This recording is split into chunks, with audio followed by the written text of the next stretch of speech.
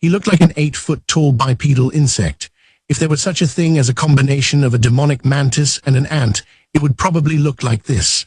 From his sturdy tail, which was double his height, and the rest of his body, sprouted countless icicle-like spikes. His horizontally closing lower jaws were surely powerful enough to sever a human arm with no trouble. 2 of his arms carried a silver halberd. The other 2 held a horrifying yet excellently made mace, giving off a sinister black aura, and a broadsword so warped it seemed impossible to sheath. He was wrapped in a chill that sparkled like diamond dust. His light blue exoskeleton was like armor. His back and shoulders bulged like icebergs. This was the guardian of the 5th level, sovereign of the frozen river, Cocytus. He struck the ground with the blade of his halberd. The earth around it slowly froze. You amuse yourselves too much before a supreme being. She's being disrespectful to I'm just telling the truth. Arag Mare panicked as Sholtia and Aura glared at each other again, their eyes flashing fearsomely. Momonga was over it all by now. He warned them both in a voice he made deep on purpose. Sholtia, Aura, that's enough playing around for now. Both of them jumped. Then they hung their heads in unison. I'm sorry. He nodded to generously accept their apology. Then he turned to the newly arrived figure. Thanks for coming, Cocytus. I come immediately when you call. Esupiyamir. White breath escaped from between Cocytus's mandibles. In response came a cracking noise, as if the moisture in the air were freezing solid. It was a cold on par with the heat of the primal fire elemental. Just being near him was enough to cause all sorts of low-temperature status effects and physical damage, but Momonga didn't feel a thing. Though really, there was no one in the room who didn't have some way to resist fire, chill, and acid attacks. Have you been bored with no raiders these days? There's certainly been much going on. His mandibles clicked. It sounded like the threatening clicks of an angry hornet, but Momonga chose to think he must be laughing. But that said, I have things to do, so I can't say I've been bored. Oh, things to do.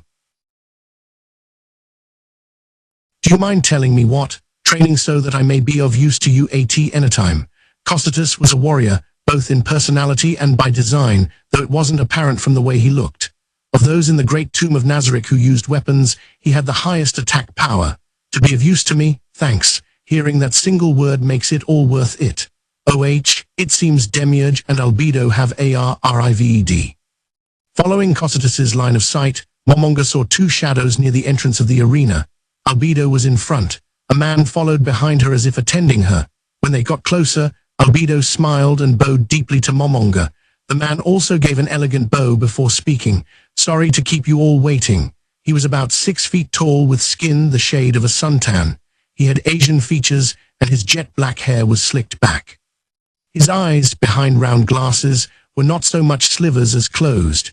He wore a 3-piece suit with a necktie and had the air of a shrewd businessman or lawyer. Even though he presented himself as a gentleman, he couldn't hide his evil nature. Behind him stretched a silver-plated tail with 6 spines on the tip. This man, scattering dark flickering flames, was creator of the Inferno Demiurge. He was the demon who commanded NPC defense operations and the guardian of the 7th level. This is everyone then. Lord Momonga, it seems we're still missing 2. It was a voice that wormed its way into hearts and drew one in with its richness. All of Demiurge's words came with a passive skill called Incantation of Influence. This power caused the weak-hearted who heard him to instantly become his puppets. However, no one in the room was affected. It only worked on targets of level 40 and below, so all those present merely heard it as a particularly luscious voice. Their presence isn't necessary. They've both been assigned to prioritize other tasks. We don't need to interrupt them for this. If that's all right, then it seems my comrade is not here. Either Aura and Sholtia stopped short. Even Albedo's smile froze. He's only a guard for one part of one of my floors. Yes, Sholtia forced a smile. Aura chimed in while Albedo nodded. The Prince of Fear. We should probably notify the Domain Guardians as well. Please pass the information along to Crimson, Grant, and the others. I'll leave it up to each floor guardian. There were 2 types of guardians in the Great Tomb of Nazarick. One type was like those before Momonga now, floor guardians who were each in charge of 1 or more levels. The other type was Domain Guardians who guarded part of a level. Put simply, Domain Guardians worked under the floor guardians to protect one section of a level. Since there were so many of them, they were somewhat underappreciated. In Nazarick, the word guardian generally indicated a floor guardian. Once everyone had indicated their understanding of Momonga's order, Albedo spoke. Now then, let us perform the ritual of allegiance. The guardians all nodded. Before Momonga could get a word in, they de-arranged themselves with Albedo in front, and the other guardians lined up behind her. Their expressions were all stiffly ceremonious. Any hint of a jokey atmosphere had vanished. Sholtia took a step forward at the end of the line. Guardian of the first, second, and third levels, Sholtia Bloodfallen, I bow before you, O Supreme One. She dropped to one knee and put a hand over her chest, bowing her head low. After Sholtia, Cocytus stepped forward.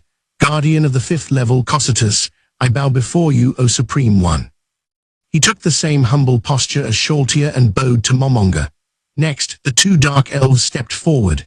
Guardian of the sixth level, Orabella Fiora, I bow before you, O Supreme One. Guardian of the same, Merbello Fior, I bow before you, O Supreme One. As expected, they also got down on one knee and bowed their heads low. Sholtia, Cocytus, Aura, and Mer. They were built differently, so there should have been some discrepancy in the size of their steps. But their kneeling positions formed a straight line. Then Demiurge took a graceful step forward. Guardian of the seventh level, Demiurge, I bow before you, O Supreme One. Though his tone was cool, he made an extremely heartfelt bow without breaking his elegant demeanor. Finally, Albedo stepped forward. Captain of the Floor Guardians, Albedo, I bow before you, O Supreme One. Smiling faintly at Momonga, she kneeled in the manner of the other Guardians. But for Albedo, that wasn't the end. With her head bowed, she made her voice carry and gave her last report. Accepting Guardian of the fourth level, Gargantua, and Guardian of the eighth level, Victim, the Floor Guardians have gathered to prostrate ourselves before you. Your orders, O Supreme One, we offer our complete devotion to you.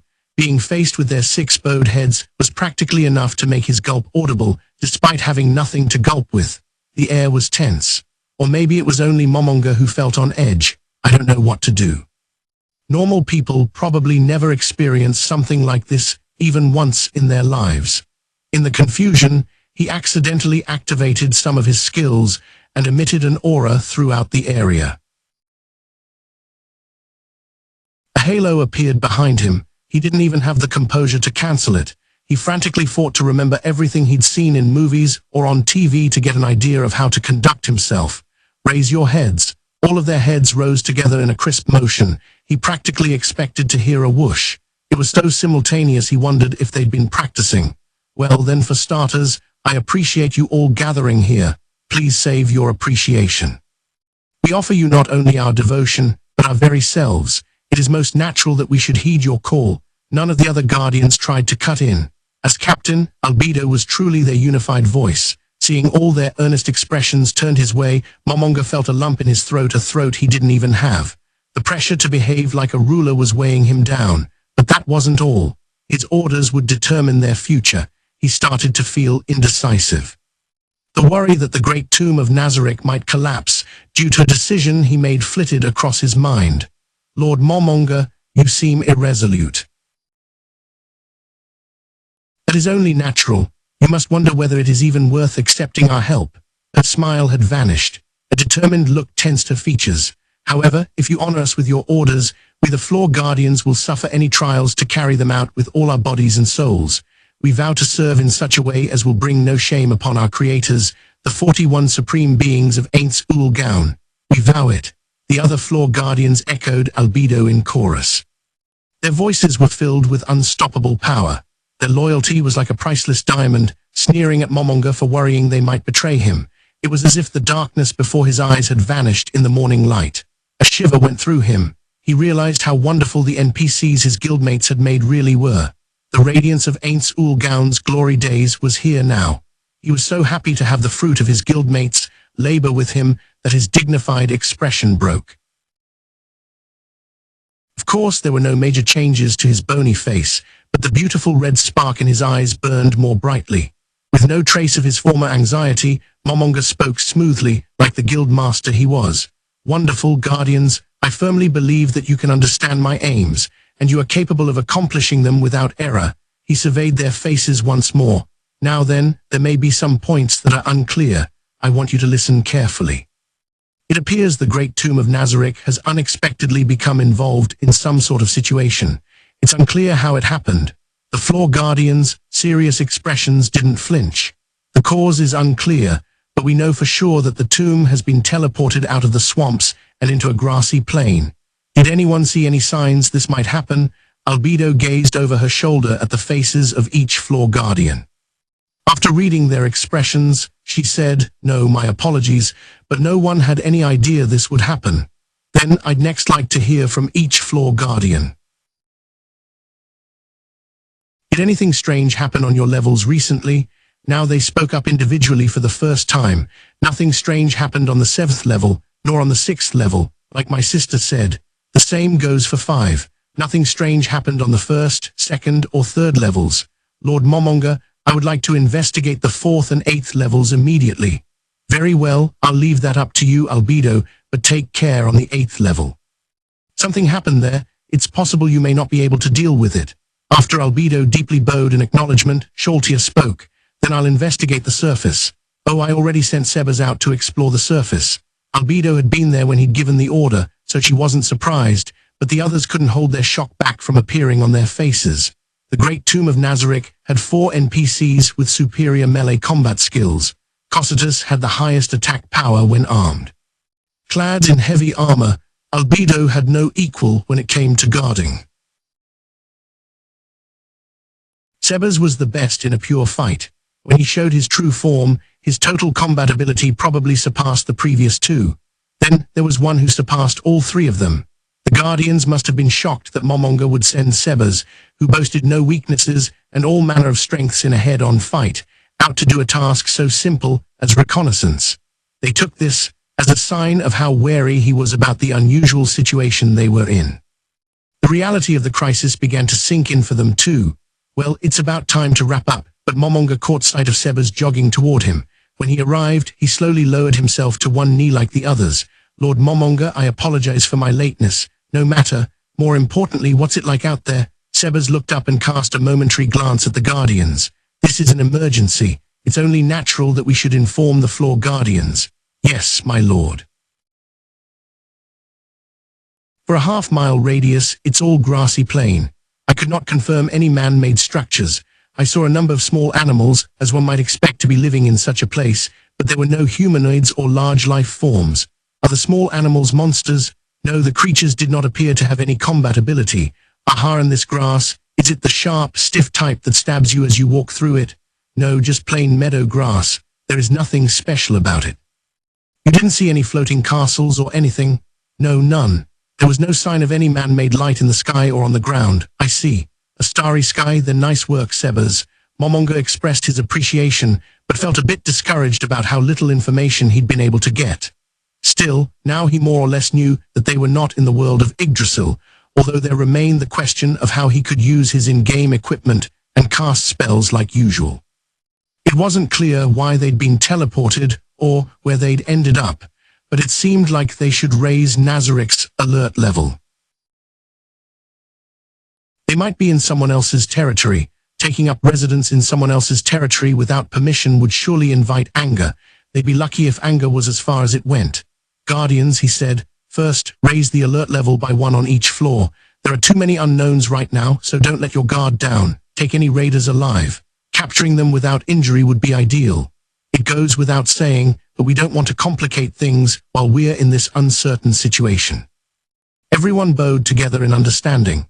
Next, I'd like to hear about how things operate here. Albedo, how do you share security information among floors? In Yggdrasil, they've just been NPCs operating according to their programs.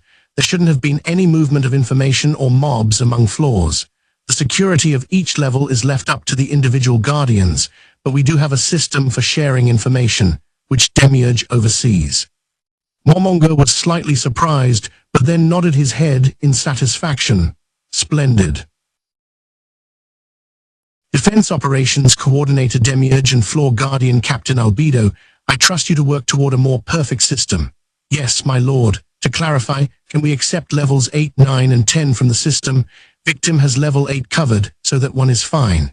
Actually, I'm making level 8 off limits. I take back the order I gave you earlier, Albedo. As a general rule, Only those with my express permission will be allowed to enter the 8th level. Undo the seal that prohibits direct travel between the 7th and 9th levels. Let's have the security system cover the 9th and 10th levels as well. Is that all right with you? Albedo's astonishment was plain on her face. Behind her, Demiurge's eyes opened wide, and he said what they were actually thinking. You will permit lowly minions to enter the domain of the Supreme Ones. Is the situation so serious as that? Minions were the monsters that members of Aints Ul Gaun did not create, the mobs that spawned automatically. Come to think of it, with very few exceptions, there were no minions in the 9th or 10th levels. Momonga wasn't sure what to say. Albedo seemed to think those areas were some kind of holy ground, but the truth couldn't have been further from that. The reason there were no mobs assigned to the 9th level was simply that by the time a group of raiders broke through the 8th level, where all the strongest monsters were, they figured they didn't have much chance of winning. So they decided they would just lurk in the throne room like proper villains. I have no problem with it. This is an emergency, so let's up our guard. Understood. I'll choose the very best, most noble minions for the job. Momonga nodded and turned to look at the twins. Is it possible to hide the great tomb of Nazarick somehow? I'm not sure if illusions alone will cut it, and thinking about the energy required to maintain something like that gives me a headache. Aura and Mare put their heads together. After a moment, Mare spoke. It would be difficult to use magic if we need to hide all the parts that are above ground, but maybe if we covered the walls with dirt and grew plants out of it. You intend to soil the walls of glorious Nazarick? Albedo addressed Mare over her back. Her tone was sweet and gentle, but she seemed confrontational. Mare's shoulders jerked. None of the other guardians spoke, but they all seemed to agree with Albedo. To Momonga, her comments were unnecessary heckling. They weren't in a position to be concerned with such things. Albedo, don't interrupt. I'm talking with Mare. Even he was surprised at how deep his voice was. Ah, my apologies, Lord Momonga. She bowed low, her face frozen in fear. Seba's and the Guardian's expressions instantly stiffened as well. They must have taken the reprimand personally, although it was directed at Albedo. From the sudden shift in mood, Momonga realized he'd said too much and regretted it, but he continued his discussion with Mare. Is it possible to cover the walls with dirt and hide us? Yes. I mean, if you'll forgive me for doing such a thing, but if we were spotted from a distance, wouldn't a huge mound of dirt seem out of place? Sebas, are there any hills in the area? No. Unfortunately, it seems to be flat. However, I can't say for sure that I didn't overlook something because it is nighttime. I see, but if we want to conceal our walls, Mare's plan is brilliant. What if we mounded up dirt in the area to create dummy hills? In that case, we would stand out a little less. Okay, Mare and Aura work together on that. Take anything you need from the levels. We'll conceal the tall parts you can't cover later with illusions. These illusions will work on anyone not from Nazarick. Yes, sir. Understood. That was all Momonga could come up with for the moment. He felt like he was probably missing a lot of things, but they could always discuss them later. It had only been a few hours since the crisis began. Okay, that's it for today. Everyone take a break and then begin your tasks. It's hard to tell when we'll be able to take it easy for a bit, so don't work too hard. The Guardians bowed their heads in understanding. Finally, there's something I would like to ask each of you. First, Sholtia, what kind of person do you see me as? A concentration of beauty. You are truly the most beautiful person in this world. Jewels don't hold a candle to your fair body, Sholtia replied promptly. It was obvious from the speed at which she responded that what she said was what she really thought. Cocytus, you are stronger than all the Guardians and truly fit to be absolute ruler of the great tomb of Nazarick. Aura, you're merciful and exceedingly considerate. Mare, I think you're super nice. Demiurge, you are wise in judgment and always make use of your energy to get things done. And I think the word inscrutable describes you well.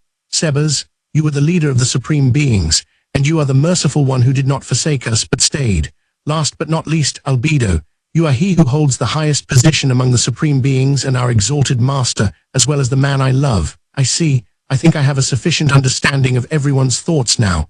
I'm entrusting a part of the work my friends used to do to you. Strive to be ever loyal. Momonga teleported away as the Guardians humbly bowed before him again. The scenery changed at once from the arena to Lemegeton and its golems. Once he'd looked around to make sure no one was there, he heaved a sigh. I'm exhausted. He wasn't experiencing any physical fatigue, but he could feel the mental weariness weighing down his shoulders. Why do they all think so highly of me? They must have me mistaken for someone else. As he was listening to them talk, he'd wanted to laugh and point out their error.